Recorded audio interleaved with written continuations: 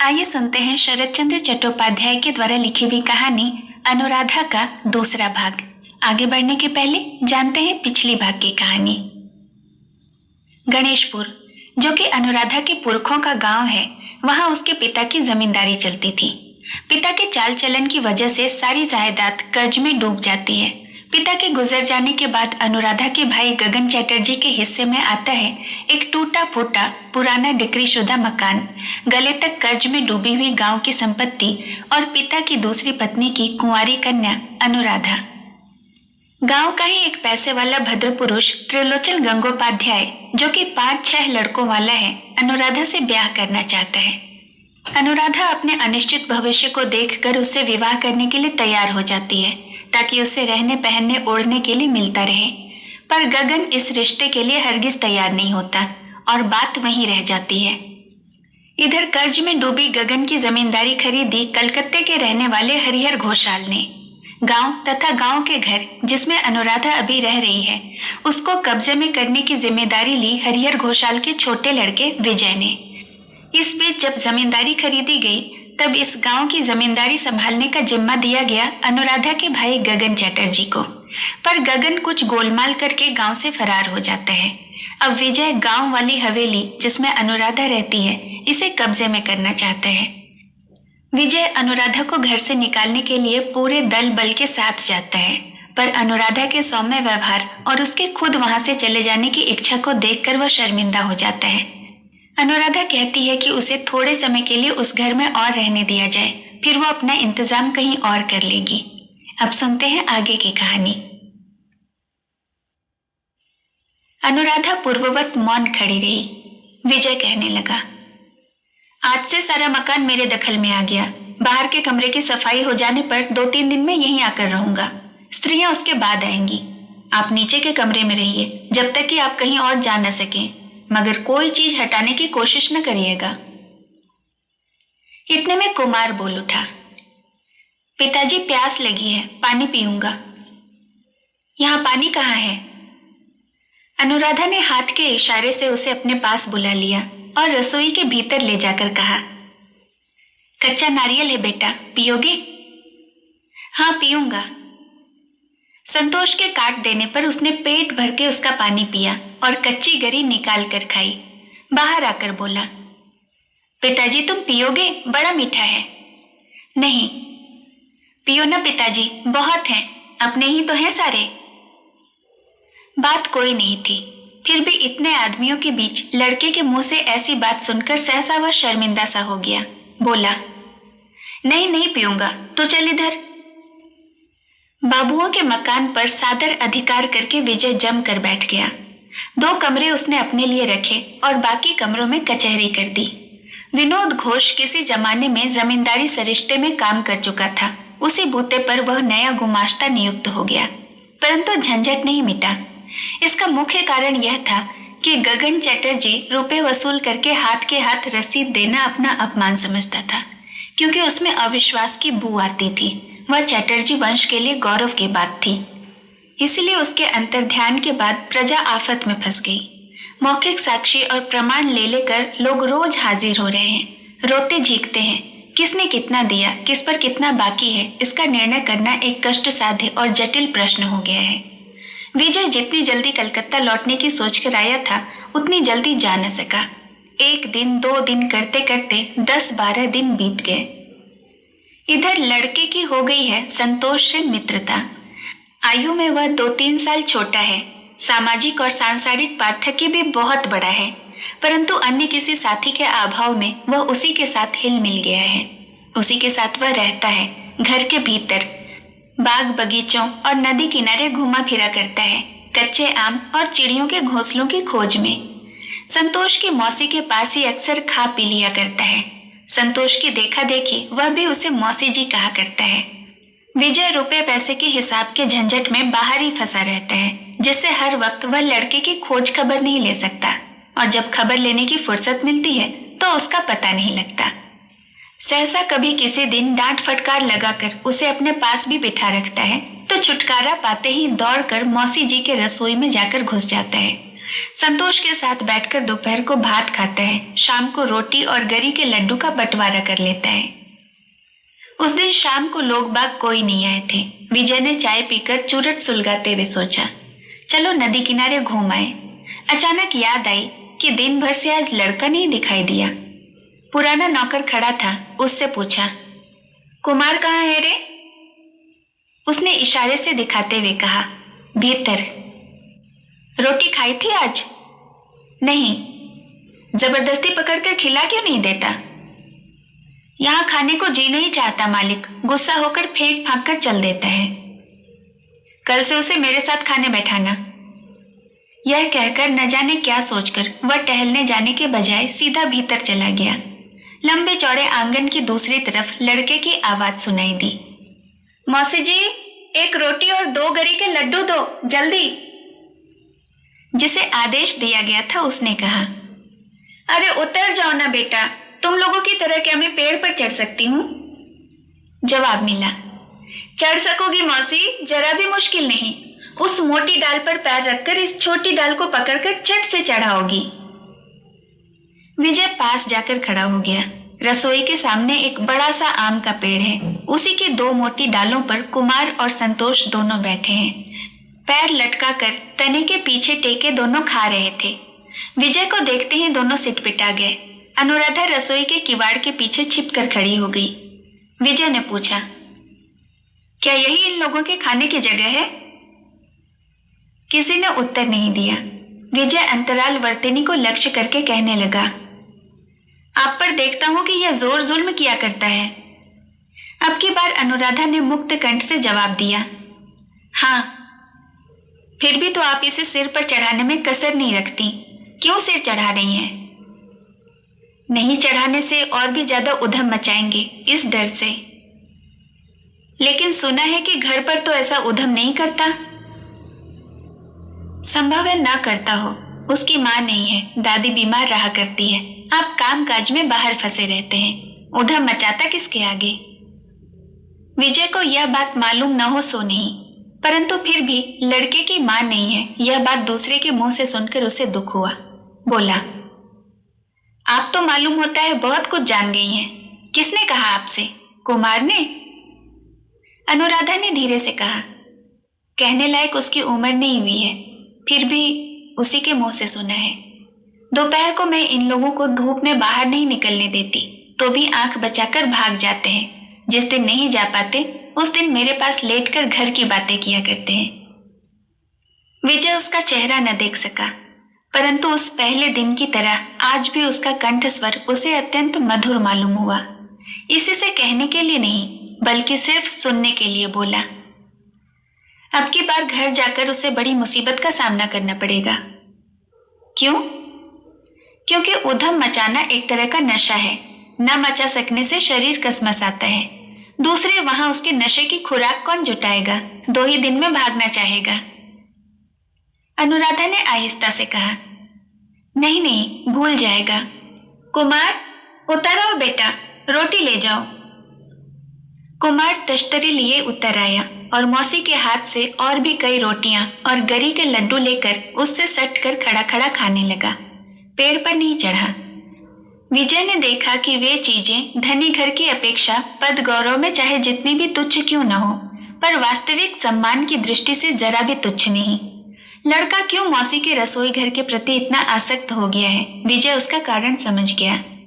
वह सोच कर तो आया था कि कुमार की लुब्धता पर इन लोगों की तरफ से अकारण और अतिरिक्त खर्चे की बात कहकर प्रचलित शिष्ट वाक्यों से पुत्र के लिए संकोच प्रकट करेगा, और करने जा भी रहा था, पर बाधा आ पड़ी। कुमार ने कहा, मौसी जी, कल जैसी चंद्रपोली आज भी बनाने के लिए कहा था, सो क्यों नहीं बनाई तुमने? मौसी ने कहा, कसूर हो गया बेटा, जरा सी आंख चूक गई, बिल्ली ने दूध उलट दिया, कल ऐसा न होगा।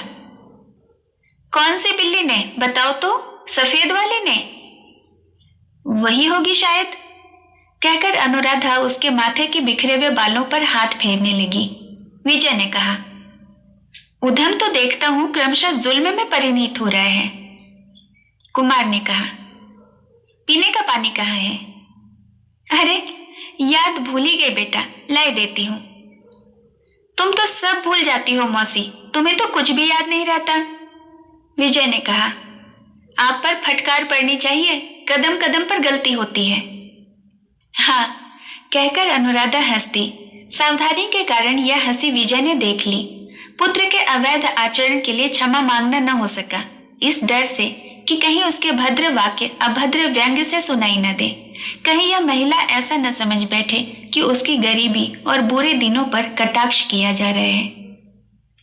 दूसरे दिन दोपहर को अनुराधा कुमार और संतोष को भात परोसकर तरकारी परोस रही थी। माथा खुला था, बदन का कपड़ा कहीं का कहीं जा रहा था। इतने में अचानक दरवाजे के पास किसी आदमी की परछाई आ पड़ी। अनुराधा ने मुंह उठाकर देखा तो छोटे बाबू हैं। एकाएक सकुचाकर उसने माथे पर का कपड़ा खींच लिया और वह उठकर खड़ी हो गई। विजय ने कहा, एक बहुत जरूरी सलाह के लिए आपके पास आया हूँ। विनोद घोष भी गांव का आदमी ठहरा, आप तो उसे जानती होंगी। कैसा आदमी है, बता सकती हैं? उसे गणेशपुर का नया गुमाश्ता कायम किया गया है। पूरी तौर से उस पर विश्वास किया जा सकता है या नहीं, आपका क्या ख्याल है? विनोद 1 सप्ताह से ज्यादा हो गया था। यथासाध्य काम तो अच्छा ही कर रहा है, किसी तरह की गड़बड़ी नहीं की। सहसा घबराकर उसके चरित्र की खोज खबर लेने की ऐसी क्या जरूरत आ पड़ी? अनुराधा की समझ में कुछ न आया। उसने मृदु कंठ से पूछा, विनोद भैया कुछ कर बैठे हैं क्या?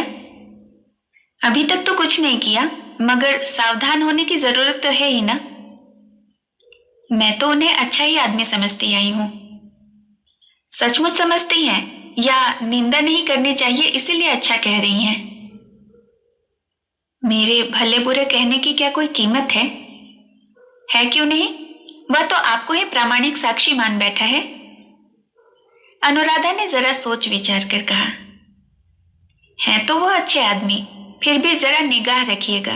अपनी लापरवाही से अच्छे आदमी का भी बुरा हो जाना कोई असंभव बात नहीं है। विजय ने कहा, सच्ची बात तो यही है। कारण कसूर का कारण ढूंढा जाए तो अधिकांश मामलों में दंग रह जाना पड़ता है। फिर लड़के को लक्ष्य करके कहा, तेरी तकदीर अच्छी है जो अचानक से तुझे एक मौसी मिल गई है, नहीं तो इस घने जंगल में आधे दिन तुझे बगैर खाए ही बिताना पड़ता। अनुराधा ने धीरे से पूछा, आपको क्या यहाँ खाने पीने की तकलीफ हो रही है? विजय ने हंसकर कहा, नहीं तो ऐसे ही कहा। हमेशा परदेश में दिन बिताए हैं, खाने पीने की तकलीफ की कोई खास परवाह नहीं करता। कहकर वह चला गया। अनुराधा ने खिड़की की संग में से देखा कि अभी वह नहाया निपटा भी नहीं है। इस मकान में आने के बाद एक पुरानी आराम कुर्सी मिल गई थी। शाम को उसी के हथेली पर दोनों पैर पसार कर विजय आंखें मीचे चुरट पी रहा था। इतने में कान में भनक पड़ी, बाबू साहब। आंख खोलकर देखा, पास ही एक वृद्ध सज्जन खड़े सम्मान के साथ उसे संबोधित कर रहे हैं। विजय उठकर बैठ गया। सज्जन की आयु 60 के ऊपर पहुंच चुकी है, लेकिन मजे का गोल मटोल ठिगना मजबूत समर्थ शरीर है। मूंछ पककर सफेद हो गई है, मगर गंजी चांद के इधर उधर के बाल भंवरे कैसे काले हैं। सामने के 2-4 दांतों के सिवाय बाकी प्रायः बने हुए हैं। बदन पर टसर का कोट और कंधे पर चादर है। पाँव में चीनी दुकान के वार्निशदार जूते हैं और घड़ी की सोने की चेन के साथ सोने से मढ़ा हुआ बाघ का नाखून लटक रहा है। गांव में ये सज्जन बहुत धनाढ्य मालूम पड़ते हैं। पास ही एक टूटी चौकी पर चूरट का सामान रखा था। उसे खिसकाकर विजय ने उन्हें बैठने को कहा। वृद्ध सज्जन ने बैठकर कहा, नमस्कार बाबू साहब। विजय ने कहा, नमस्कार। आगंतुक ने कहा, आप लोग गांव के जमींदार ठहरे। आपके पिताजी बड़े प्रतिष्ठित लखपति आदमी हैं। नाम लेते ही सुप्रभात होता है। आप उन्हीं के सुपुत्र हैं। उस बेचारी पर दया न करने से वो बड़े संकट में पड़ जाएगी। बेचारी कौन? उस पर कितने रुपए निकलते हैं? सज्जन ने कहा, रुपए पैसे का मामला नहीं है। जिसका मैं जिक्र कर रहा हूँ वह है स्वर्गीय अमर चैटर्जी की कन्या। वे प्रातः स्मरणीय व्यक्ति थे, गगन चैटर्जी की सौतेली बहन। ये उसका पैतृक मकान है। वह रहेगी नहीं, चली जाएगी, उसका इंतजाम हो गया है। पर आप जो उसे गर्दन पकड़कर निकाल दे रहे हैं, सो क्या आपके लिए उचित है? इस अशिक्षित वृद्ध पर गुस्सा नहीं किया जा सकता, यह बात विजय मन ही मन समझ गया, परंतु बात करने के ढंग से वह जल भुन गया। बोला, अपना उचित अनुचित मैं खुद समझ लूंगा, मगर आप कौन हैं जो उनकी तरफ से वकालत करने आए हैं? वृद्ध ने कहा, मेरा नाम है त्रिलोचन गंगोपाध्याय। पास के ही मस्जिदपुर गांव में मकान है, सभी जानते हैं मुझे। आपके माँ बाप के आशीर्वाद से इधर ऐसा कोई आदमी मिलना मुश्किल है जिसे मेरे पास आकर हाथ न पसारना पड़ता हो। आपको विश्वास न हो तो विनोद घोष से पूछ सकते हैं। विजय ने कहा, मुझे हाथ पसारने की जरूरत होगी तो महाशय जी का पता लगा लूंगा, मगर जिनकी आप वकालत करने आए हैं उनके आप लगते कौन हैं, क्या मैं जान सकता हूं? सज्जन मजाक के तौर पर जरा मुस्कुरा दिए, बोले, मेहमान, वैशाख के ये कुछ दिन बीतने पर ही मैं उसे ब्याह कर लूंगा। विजय चौंक कर बोला, आप विवाह करेंगे अनुराधा से? जी हाँ, मेरा पक्का इरादा है। जेठ के बाद जल्दी कोई लग्न नहीं तो इसी महीने में यह शुभ कार्य संपन्न हो जाता। यह रहने देने की बात मुझे आपसे कहनी भी न पड़ती। कुछ देर तक स्थिर रहकर विजय ने पूछा, इस ब्याह की अगुवाई किसने की? गगन चटर्जी ने? वृद्ध ने क्रुद्ध दृष्टि से देखते हुए कहा, वह तो फरार आदमी है महाशय, रियाया का सत्यानाश करके चंपत हो गया। इतने दिनों से वही तो अड़ंगा डाल रहा था, नहीं तो अगहन में ही ब्याह हो जाता। कहता था हम लोग स्वभाव से कुलीन ठहरे, कृष्ण की संतान। वंशज के घर ही तो आखिर गर्जो बनकर आना पड़ा। आजकल के जमाने में कुल कौन खोजता फिरता है महाशय? रुपया ही कुल है, रुपया ही इज्जत, रुपया ही सब कुछ। कहिए ठीक है कि नहीं? विजय ने कहा, हाँ सो तो ठीक है, मगर अनुराधा ने मंजूर किया है। सज्जन ने दंभ के साथ अपनी जांघ पर हाथ मारकर कहा, मंजूर किया है? क्या कहते हैं महाशय? खुशामदें की जा रही हैं, खुशामदें। शहर से आकर जो आपने एक घुड़की दी, बस फिर क्या था? आंखों तले अंधेरा दिखाई देने लगा। जाऊं तो जाऊं कहाँ? हो गया बस। नहीं तो मेरा तो इरादा ही बदल गया था। लड़कों की राय नहीं, बहुओं की राय नहीं, लड़कियां और दामाद भी सब विमुख हो गए थे। और मैंने भी सोचा कि जाने दो, मारो गोली। 2 बार तो गृहस्थी हो चुकी, अब रहने दो।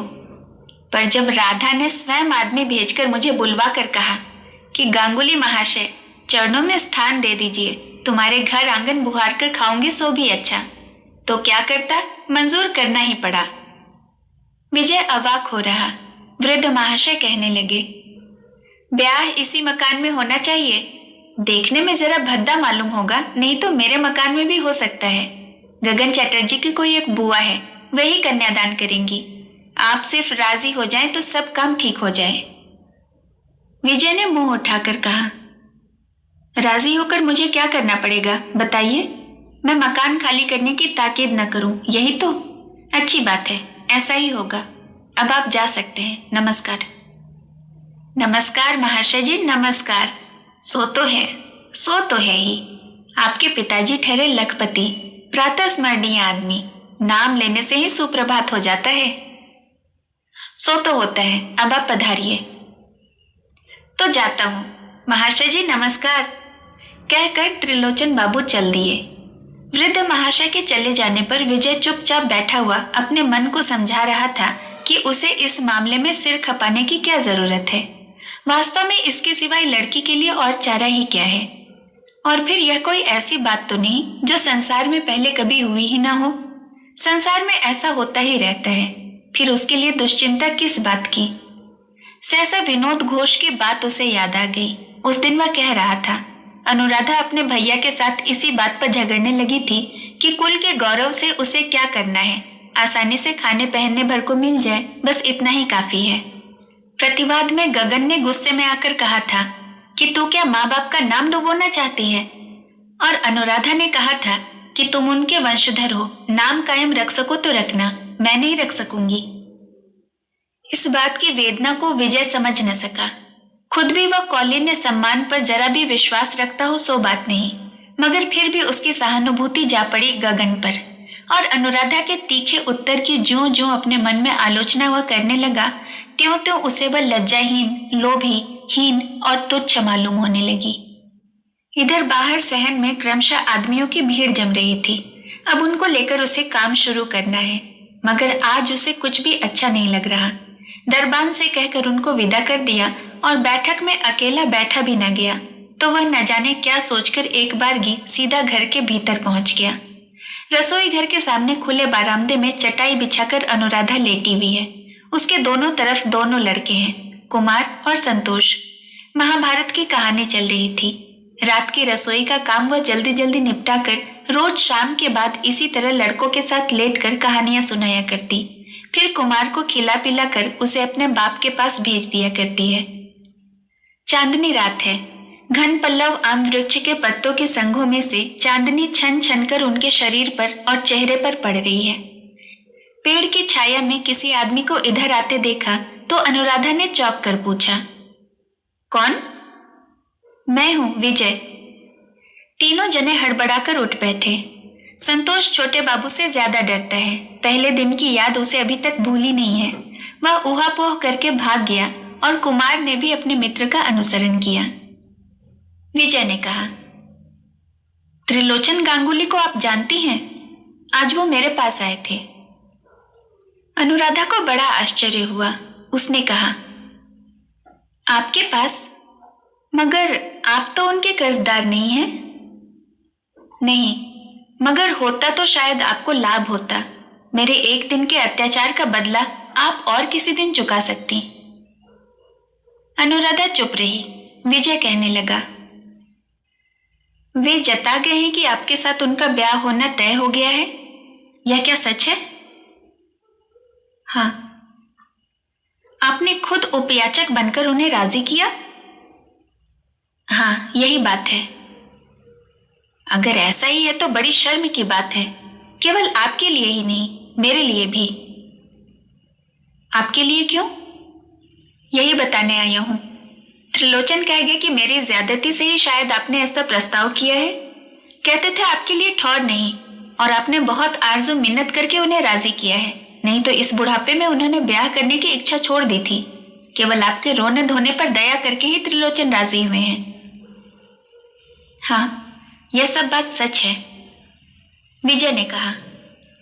अपनी ज्यादती में वापस लेता हूं और अपने आचरण के लिए आपसे क्षमा मांगता हूं। अनुराधा चुप रही। विजय कहने लगा, अब अपनी तरफ से प्रस्ताव को वापस ले लीजिए। नहीं, सो नहीं हो सकता। मैंने वचन दे दिया है। सब कोई सुन चुके हैं। लोग उनका मखौल उड़ाएंगे, और इसमें नहीं उड़ाएंगे बल्कि कुछ ज्यादा उड़ाएंगे। आपके बराबर के उनके लड़के लड़कियां हैं। उनके साथ लड़ाई झगड़ा होगा। उनकी घर गृहस्थी में उपद्रव खड़ा होगा। खुद आपके लिए भी अशांति की हद न रहेगी। ये सब बातें आपने सोच विचार ली हैं?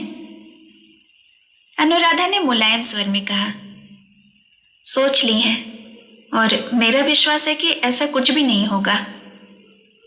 सुनकर विजय दंग रह गया। वृद्ध हैं वो, कितने दिन जिएंगे? आप क्या आशा करती हैं? अनुराधा ने कहा, पति की परमायु संसार में सभी स्त्रियां चाहती हैं। ऐसा भी तो हो सकता है कि सुहाग के लिए मैं ही पहले मर जाऊं। विजय को इस बात का जवाब ढूंढे न मिला। स्तब्ध होकर खड़ा रहा। कुछ क्षण इसी तरह निस्तब्धता में बीत जाने पर अनुराधा ने विनीत स्वर में कहा, यह सच है कि आपने मुझे चले जाने का हुक्म दे दिया है, मगर फिर भी किसी भी दिन उस बात का उल्लेख तक नहीं किया। दया के योग्य मैं नहीं हूं, फिर भी आपने दया की है। मन ही मन आपके लिए कितनी कृतज्ञ हूं यह जता नहीं सकी हूं। विजय की तरफ से कोई उत्तर न पाकर वह कहने लगी, भगवान जानते हैं आपके विरुद्ध किसी के पास मैंने एक भी बात नहीं कही है। कहने से मेरी तरफ से अन्याय होता, मेरा कहना झूठा होता।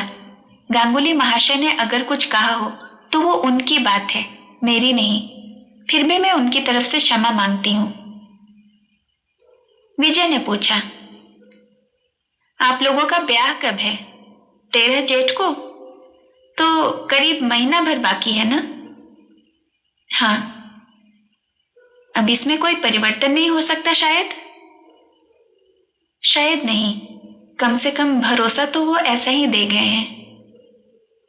विजय बहुत देर तक चुप रहकर बोला, तो फिर मुझे कुछ नहीं कहना, लेकिन अपने भविष्य पर आपने जरा भी विचार नहीं किया, इस बात का मुझे बड़ा अफसोस है। अनुराधा ने कहा, एक बार नहीं 100 बार विचार कर लिया है। यह मेरी दिन रात की चिंता है। आप मेरे शुभाकांक्षी हैं। आपके प्रति कृतज्ञता प्रकट करने की भाषा ढूंढे नहीं मिलती, लेकिन आप खुद ही तो एक बार मेरे विषय में सारी बातें सोच कर देखिए। पैसा नहीं, रूप नहीं, बिना अभिभावक के अकेली, गांव के अत्याचार अनाचारों से बचकर कहीं जाकर खड़े होने का ठौर तक नहीं। उम्र हो गई 23-24। उनके सिवाय कौन मुझे ब्याहना चाहेगा, आप ही बताइए।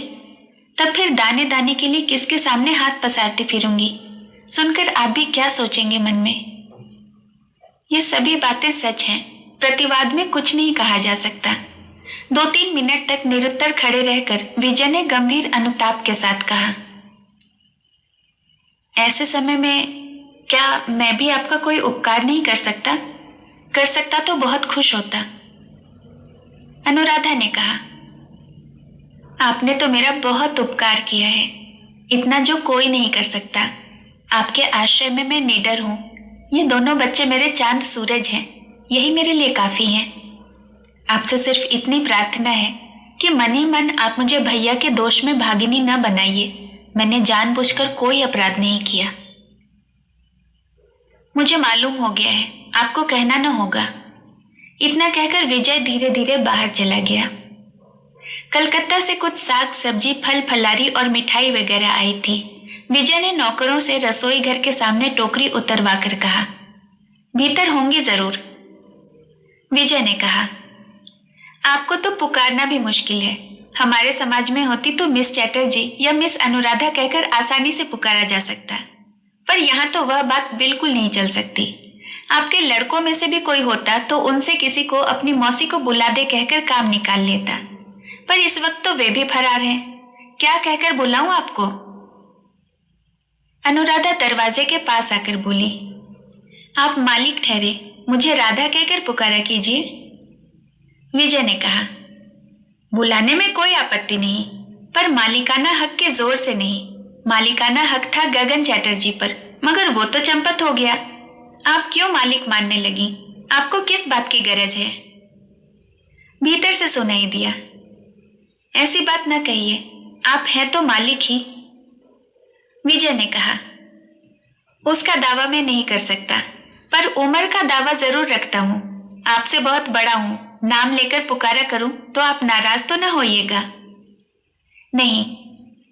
विजय ने इस बात पर लक्ष्य किया कि घनिष्ठता करने का आग्रह स्वयं उसकी तरफ से कितना ही प्रबल क्यों न हो, पर दूसरे पक्ष की तरफ से जरा भी नहीं। वह किसी भी तरह सामने नहीं आना चाहती और बराबर संक्षेप और सम्मान के साथ ओट में ही छिपे छिपे उत्तर दिया करती है। विजय ने कहा, घर से कुछ साग सब्जी, फल मिठाई वगैरह आई है, इस टोकरी से उठाकर रख दीजिए, लड़कों को दे दीजिएगा। छोड़ जाइए, जरूरत के माफिक रख कर आपके यहाँ भिजवा दूंगी। नहीं नहीं, सो मत कीजिएगा, मेरा रसोइया ठीक से खाना बनाना नहीं जानता। आज दोपहर से देख रहा हूं कि चादर तान के पड़ा है। मालूम नहीं कहीं आपके देश के मलेरिया ने ना घेर लिया हो। बीमार पड़ गया तो परेशान कर डालेगा। पर मलेरिया तो हमारे यहाँ नहीं है।